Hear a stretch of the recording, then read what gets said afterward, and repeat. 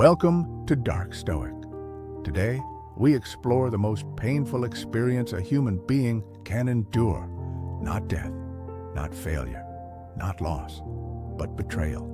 The knife that comes not from your enemy, but from the hand you trusted most. We will examine how the ancient Stoics faced this darkness, how they transformed their deepest wounds into unshakable wisdom, and how you can emerge from betrayal not broken, but forged into something far more powerful than you ever imagined possible.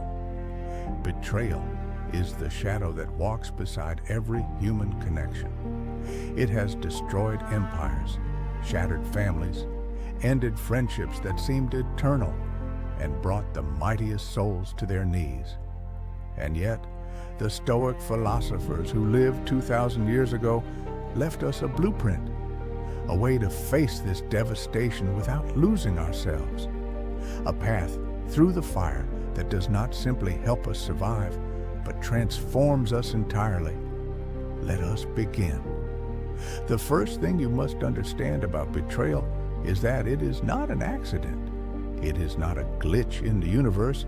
It is a fundamental feature of human existence.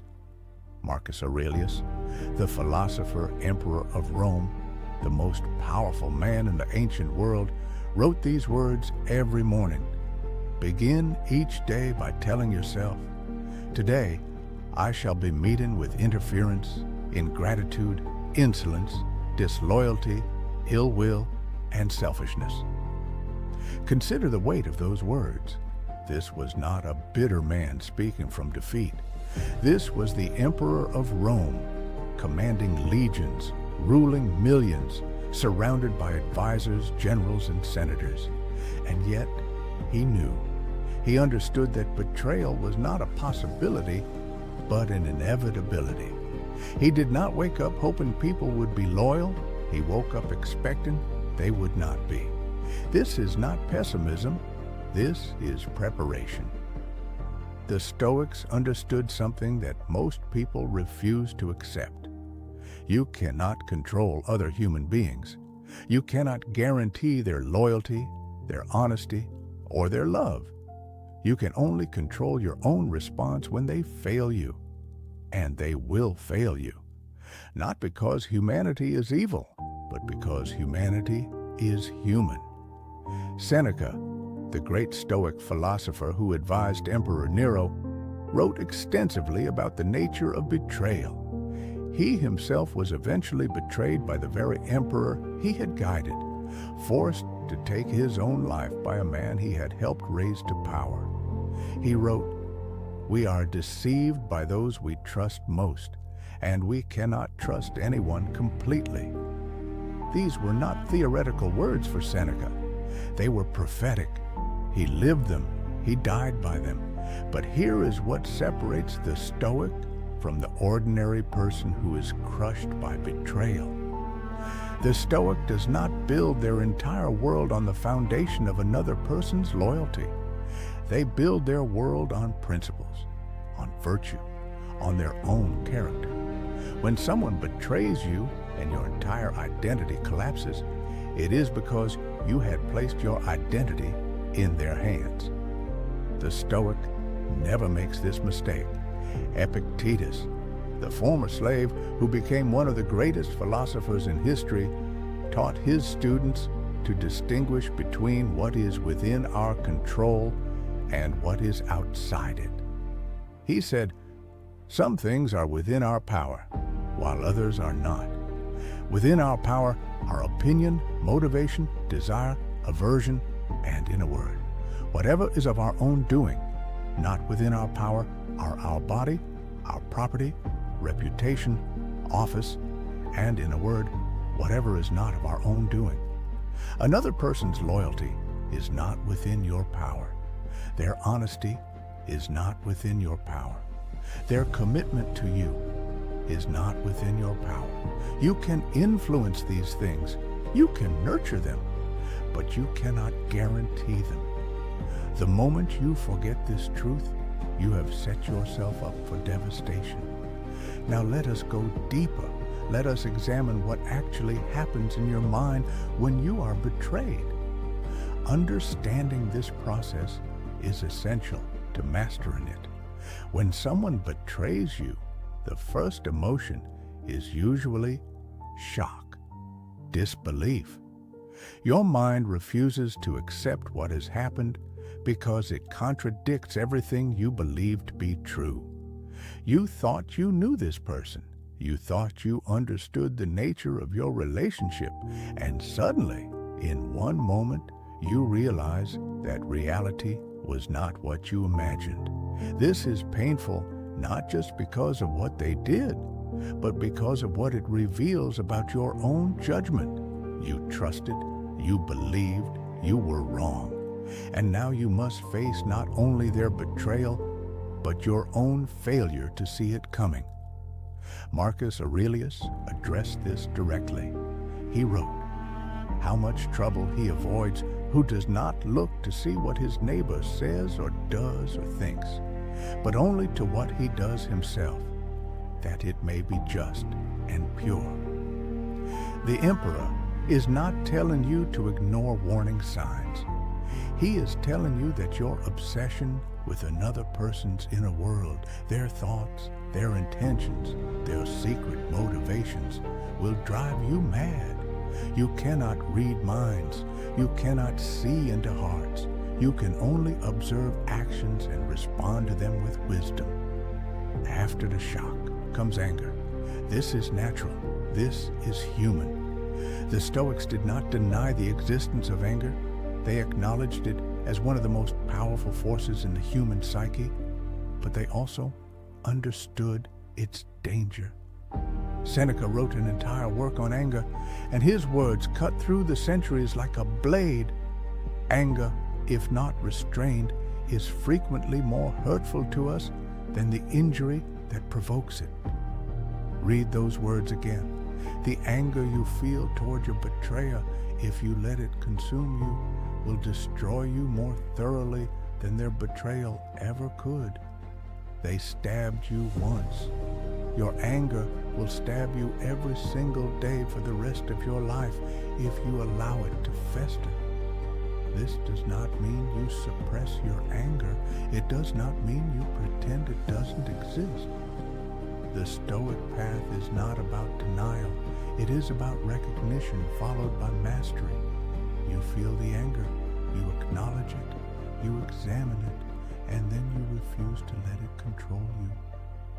Epictetus taught, "It is not things that disturb us, but our judgments about things. When someone betrays you, the betrayal itself is an event. Your suffering comes from your judgment about that event. You judge that this should not have happened. You judge that you did not deserve this. You judge that they owed you better." And here is the brutal truth the Stoics force us to face. Perhaps they did owe you better. Perhaps you did not deserve this. But the universe does not operate on what you deserve. The universe operates on what is. Your judgments about fairness, about justice, about what should have been, these are the source of your torment, not the betrayal itself. This is not victim blaming. This is empowerment. Because if your suffering is caused by your judgments, then you have the power to change it. If your suffering was caused purely by external events, you would be helpless. The Stoic framework gives you back your power by showing you where the true battle lies, inside your own mind. Now let us discuss the most dangerous phase of betrayal, the obsession. After the shock, after the anger, comes the endless loop. You replay the events. You search for signs you missed. You imagine conversations you will never have. You construct elaborate scenarios of confrontation, of revenge, of vindication. Marcus Aurelius wrote, "How much more grievous are the consequences of anger than the causes of it?" He understood that the human mind, left unchecked, will spend years torturing itself over hours of actual pain. The betrayal may have lasted a moment, your obsession with it can last a lifetime. The Stoics offer a radical alternative: acceptance, not approval, not forgiveness necessarily, but acceptance of what is. Seneca wrote, "True happiness is to enjoy the present without anxious dependence upon the future, not to amuse ourselves with either hopes or fears, but to rest satisfied with what we have, which is sufficient." When you are betrayed, the present moment becomes unbearable, so you escape into the past, replaying what happened, or you escape into the future, planning revenge or imagining reconciliation.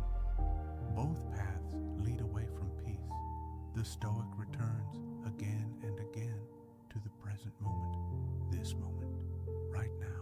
Not what they did, not what you will do, but what is in this breath, in this heartbeat. Let us talk now about a concept the Stoics return to repeatedly: the nature of expectations. Your suffering after betrayal is directly proportional to the gap between your expectations and reality. Marcus Aurelius wrote, "Never esteem anything as of advantage to you that will make you break your word or lose your self-respect." Notice, he does not say, "Never esteem anything another person can give you." He says, "Never esteem anything that will compromise your own character." The Stoics build their expectations around themselves, not around others. When you expect loyalty from another person, you have pleased them. You are gambling that they will behave in accordance with your model of them. Sometimes that bet pays off. Often it does not. But the Stoic does not gamble their peace of mind on other people's choices. Epictetus was brutal on this point. Remember that you ought to behave in life as you would at a banquet. As something is being passed around, it comes to you. Stretch out your hand, take a portion of it politely. It passes on. Do not detain it, or it has not come to you yet.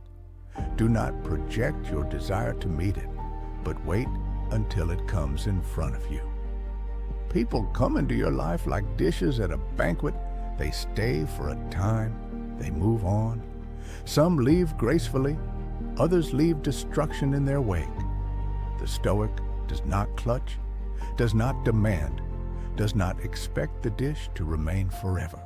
They appreciate what was given and release what is taken. Now, we must address the question that burns in the heart of everyone who has been betrayed. What do I do with this person? Do I forgive them? Do I seek revenge? Do I cut them off entirely? The Stoics have much to say about this. First, on revenge. Seneca wrote, "The best revenge is to be unlike him who performed the injury." This is not weakness. This is the ultimate power move. When someone betrays you and you respond by becoming cruel, cynical, or bitter, they have won. They have not only taken what they took, they have also taken who you were. You have become a reflection of their darkness. But when you respond to betrayal by becoming more virtuous, more wise, more grounded in your principles, you have achieved something they can never touch. You have used their poison as medicine. You have transmuted their lead into gold. Marcus Aurelius faced betrayal constantly. His generals plotted against him. His advisors lied to him.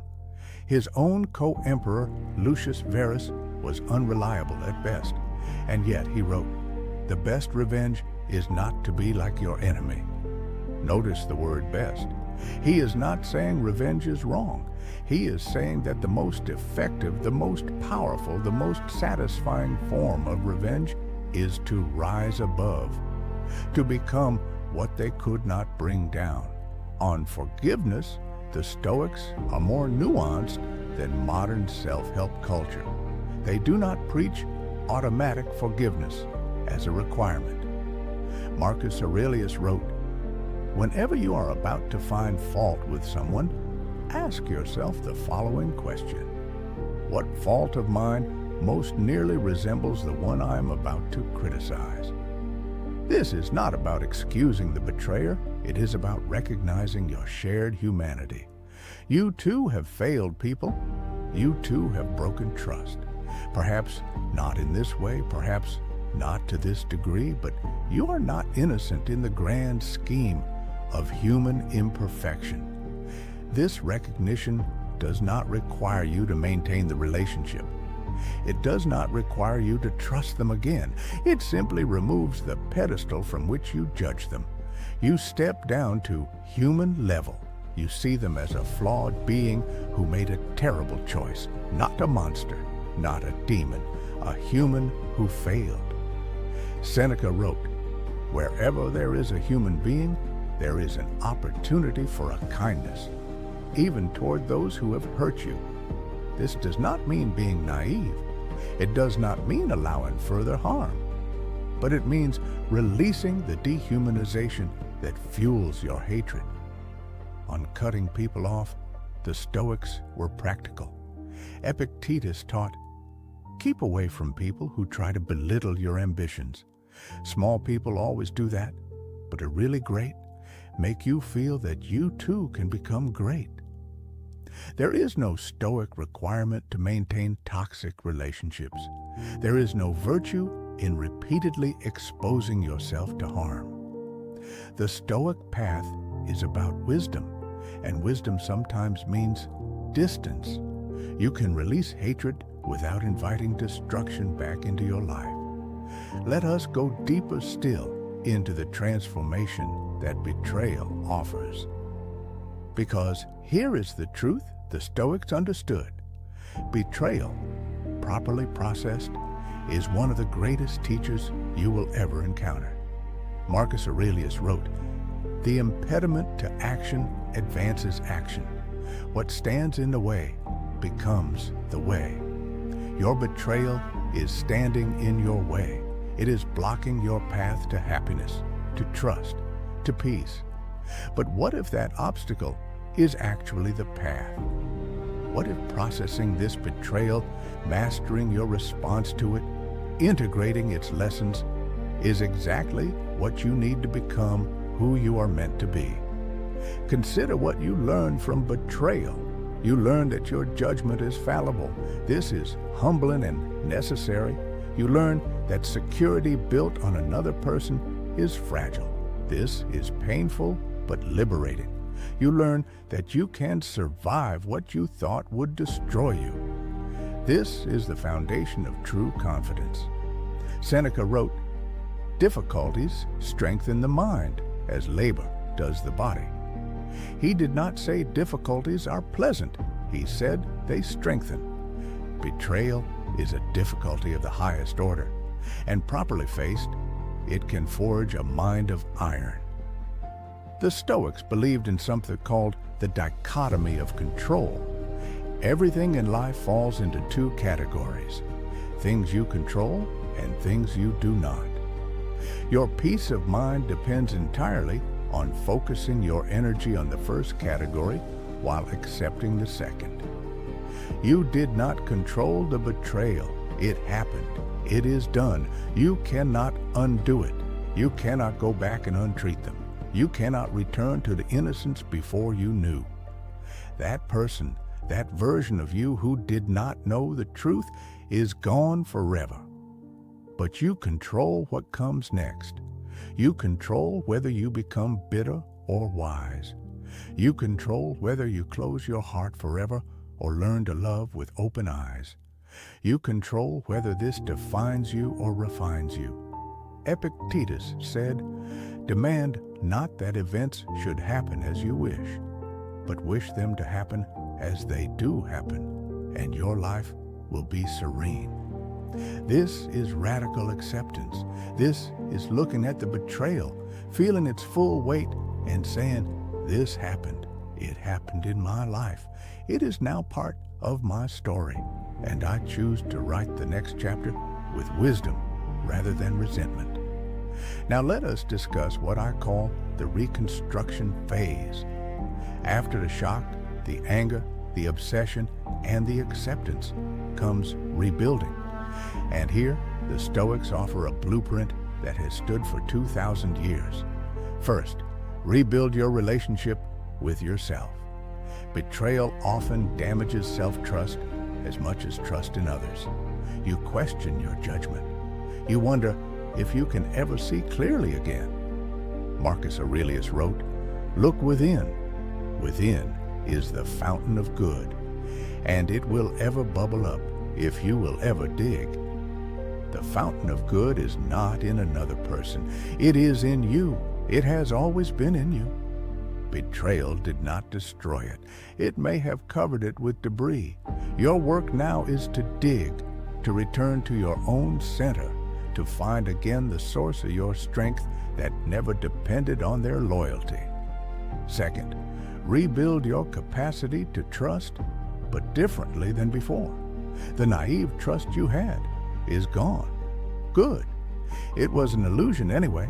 Replace it with what the Stoics called wisdom. Seeing clearly, expecting honestly, trusting appropriately.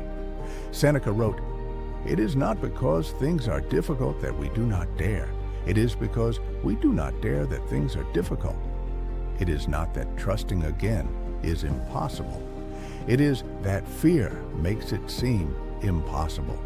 The Stoic dares, not foolishly, not blindly, but deliberately. They choose to engage with humanity despite its flaws because the alternative, complete isolation, is a kind of death while living. Third, rebuild your philosophy. Every crisis is an opportunity to examine your beliefs. What did this betrayal reveal about assumptions you held? What stories were you telling yourself that proved false? The Stoics constantly refine their philosophy through experience. Let this experience refine yours. Marcus Aurelius wrote, "Very little is needed to make a happy life. It is all within yourself, in your way of thinking." Perhaps this betrayal has shown you that you were seeking happiness in the wrong place, in a relationship, in a person, in an expectation that could never be guaranteed. Let the lesson land. Adjust your way of thinking. Build your happiness on something that cannot be taken. Your own virtue, your own principles, your own relationship with yourself. Let me speak now about the long game, because here is what most people do not understand about Stoicism. It is not about quick fixes. It is about building a life that can withstand anything. When you have properly integrated the Stoic approach to betrayal, you do not become cold. You do not become closed. You become rooted. Like a tree that has survived a storm, your roots now go deeper. The wind that tried to destroy you has made you stronger. Epictetus taught, "No man is free who is not master of himself." The person who betrayed you tried to make you a slave to your pain, to your anger, to your obsession. Every day that you ruminate, they win. Every moment that you lose to bitterness, they have power over you. Freedom comes when you master your own response. This mastery is not achieved in a day. It is a practice. Marcus Aurelius wrote his meditations day after day, year after year. He did not write them because he had achieved perfection. He wrote them because perfection is not the point. Practice is the point. Returning again and again to the principles is the point. You will have days when the anger returns, days when the pain feels fresh, days when you want nothing more than to see your betrayer suffer. The Stoic does not pretend these days will not come. The Stoic has a practice to meet them. Seneca recommended this evening reflection. When the light has been removed and my wife has fallen silent, aware of this habit that is now mine, I examine my entire day and go back over what I have done and said, hiding nothing from myself, passing nothing by. Every evening, Examine yourself. Did I let the betrayal control my thoughts today? Did I act from wisdom or from pain? Did I move closer to the person I want to become, or did I slide back into victimhood? This examination, honest and regular, is how you transform. Let us speak finally about the ultimate Stoic response to betrayal: transcendence. Marcus Aurelius, near the end of his life, wrote, "Soon you will have forgotten everything. Soon everything will have forgotten you." This is not nihilism. This is perspective. The betrayal that consumes your thoughts today will be forgotten by almost everyone within a generation. The person who betrayed you will be dust. You will be dust. The drama that feels so enormous right now is a ripple in an infinite ocean. This is not meant to minimize your pain. It is meant to contextualize it, to place it within the vastness of existence where even the greatest betrayals eventually dissolve into nothing. Seneca wrote, "We suffer more often in imagination than in reality." The betrayal happened once. Your imagination has replayed it 10,000 times.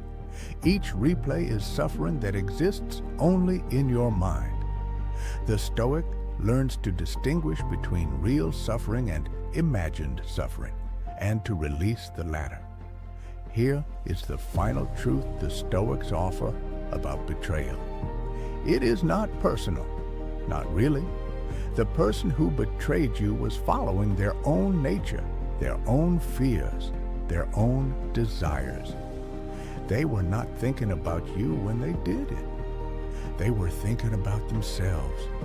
Marcus Aurelius wrote, "When another blames you or hates you, or people voice similar criticisms, go to their souls, penetrate inside, and see what sort of people they are. You will realize that there is no need to be racked with anxiety that they should hold any particular opinion about you. Go to their soul.